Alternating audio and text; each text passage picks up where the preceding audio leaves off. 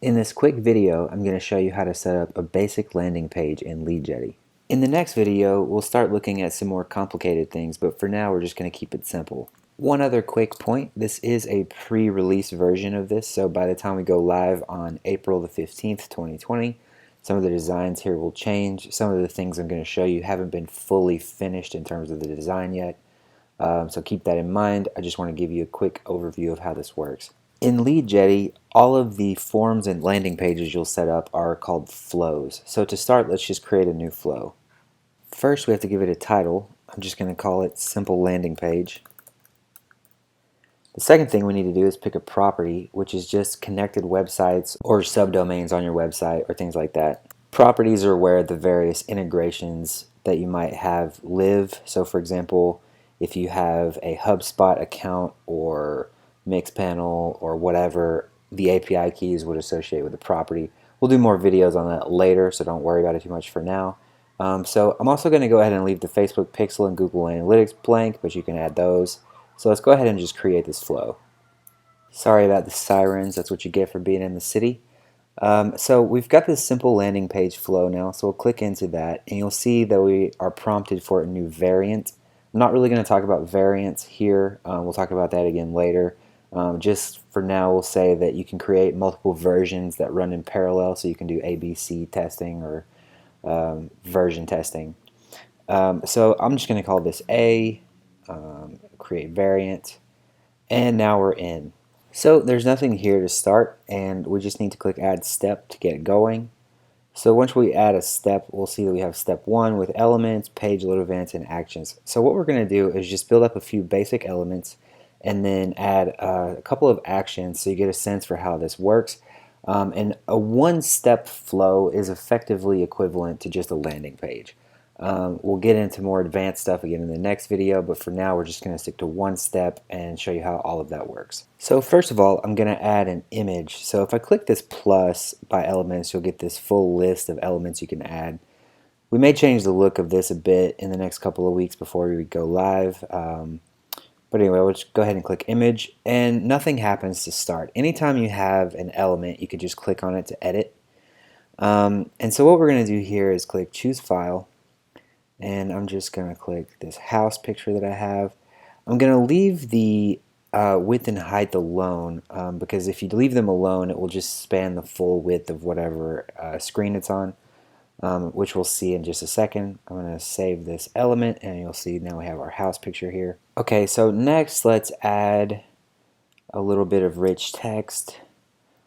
So if we click on this, we'll get a text editor. And again, this is pretty bare bones looking right now. This is going to look much more filled out and be a little bit more user friendly before we launch. So I'm going to just pretend that I'm building out like a landing page for a real estate listing or something. So we'll just say 342 North Woods Ave, and then let's go ahead and make that heading 1 and make it bold. And let's set the price. So I'm obviously just making all of this up. So we can just like format this a little bit so that it looks a little bit semi-realistic. These font sizes will look a lot more natural in the actual front end that a visitor would see, and we'll probably work out the sizing ratios here pretty soon, but let's just go ahead and add a little description. So this is a beautiful house in a quiet neighborhood, perfect for a young family or something like that. So let's just save it. Okay, so now you see what this looks a little more like. So you have the header 1, and then you have an H6 below, so on and so forth. So obviously you can add as many elements as you want, and you can put whatever you want. So this is fully customizable. Let's just go ahead and wrap it up by adding a couple other elements though. So the last one should go a lot faster. So we can click email, can click first name, So what you can do here, first of all of these are sortable, so you can grab it, drag and drop, move it up. You can change here. We'll get the variable name stuff in a later video. It's not important for the moment. But you can change what the label says here. So you could alter that to say enter your first name or something like that, but I'm just going to leave it alone. Okay, so that's actually it for the content. We need to add a quick preview link somewhere on this page, but for now it's back up here. So if we go up to the flows level and we click view live, we'll see what this looks like. So you get this pretty nice, simple looking screen. We have this white button here, which we'll fix in just a second. But in general, it's pretty nice. Actually, I'm going to go ahead and fix that button. So we'll click in, and right here, so we need to make the button text and the button color say something. So we can just say, see this house, which I've typed before apparently. Okay, and then in here, if we type a color, actually that shouldn't have worked quite like that. Let's see. Okay, now it's working. So we have something in there to kind of fix. So I want to get an orange that looks something kind of like the window in that picture, if you can see what I'm saying. So kind of an orange that matches in this ballpark here, what I think would anyway. Okay, so let's go back over to our front end and refresh it and see what that looks like. So now you have an orange poppy button that kind of matches the window color and says see this house. So we can actually simulate mobile here also and show you what that looks like.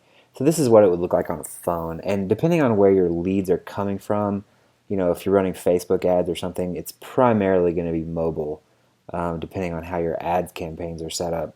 Okay, so the last thing I want to look at in this video, so we can go ahead and wrap things up, is actions. So if you click plus right here on the actions, you're going to be presented with a drop down of action options. So a couple of points here. First of all, this is going to be pulling from your list of integrations. So this would match whatever things you've connected, and then also there will be some other baked in things you'll be able to do in the near future also. But the first thing I'm going to do is go ahead and just say I want to add whoever this person is to a form in ConvertKit. And so, you know, we can click through here, then it's going to pull all of my forms from ConvertKit and say which one, and I'm doing Leadjetty testing, so I'm just going to get that one. Click next. It's going to ask me for logic, and actually this isn't fully designed yet. It's fully functional, but we won't cover it here. This is where you can say only take action if certain conditions are true, but we'll just leave that alone. So now at the bottom you'll see we have this action, add to ConvertKit form, and then it's telling us which form it's for. And then we'll add one more thing here, which is let's just redirect somewhere. So we can say redirect to another URL. And I don't really have another form or anything, but I just want to illustrate how this works. So I'm just going to go to google.com for now so you can see that it does this. So what you might use this for is redirecting to a success page, redirecting to another offer. So that could be another flow inside of Leadjetty. That could be something on your own website. It just is totally up to you. So again, we'll click next, and then I don't have any conditions for this, so I'm just going to close this and refresh, and we'll see it at the bottom of the screen. Alright, so let's go ahead and try this out. So I'm going to actually copy this URL and open it in an incognito window just to make sure my session is clear and everything. And I'm going to make it mobile so you can see it all on the same screen. Okay, and so I'm just going to make up a fake thing here. So we'll say like Jim Bob and Jim Bob at, let's just do leadjetty.com. And we'll click see this house.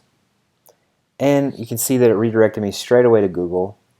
So just keep in mind the Google example isn't real. Obviously you would redirect to somewhere relevant to your workflow and your business, but it's just to illustrate that you can redirect anywhere that you want to go. And just to illustrate, you can see here in my unconfirmed subscribers list, you have Jim Bob at leadjetty.com. This is just a bunch of test stuff here. If you're not familiar, this is actually ConvertKit, which is a really cool email platform for managing email lists and so on. If you've made it this far, thank you so much for watching until the end. As I said earlier, this is a really early version of this product, but as you can see, in just a few minutes we set up a pretty nice landing page, and in the next video we'll look at how to add extra steps and extra actions and conditional logic. But that's it for now. Thank you so much for watching, and I'll talk to you next time.